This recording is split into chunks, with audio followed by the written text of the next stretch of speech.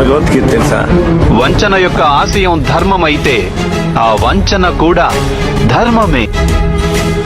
పుట్టిన వానికి మరణము తప్పదు, మరణించిన వానికి జన్మము తప్పదు. నేనే సత్యాన్ని, జ్ఞానాన్ని, ధర్మాన్ని. నా అనుమతితోనే మీరు యుద్ధం చేస్తున్నారు, నా అనుమతితోనే మీరు జీవించి ఉన్నారు, నా అనుమతితోనే మీకు మృత్యువు ప్రాప్తిస్తుంది. ఏ కాలమున ధర్మమునకు హాని కలుగును, అధర్మము వృద్ధి నొందును.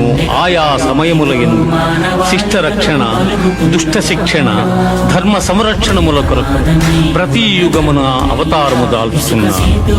పొగ చేత అగ్ని, మురికి చేత అద్దము, మావి చేత శిశువు ఎట్లు కప్పబడును, అట్లు కామము చేత జ్ఞానము కప్పబడి. దుఃఖములు కలిగినప్పుడు దిగులు చెందని వాడు, సుఖములు కలిగినప్పుడు స్పృహ లేనివాడు, రాగము, భయము, క్రోధము పోయినవాడు స్థితప్రజ్ఞుడని చెప్పబడు. మనుష్యుడెట్లు చినిగిన వస్త్రమును వదలి నూతన వస్త్రమును ధరించును, అట్లే ఆత్మ జీర్ణమైన శరీరమును వదలి కొత్త శరీరమును ధరించుతున్నది. ఆత్మ నాశనము లేనిది.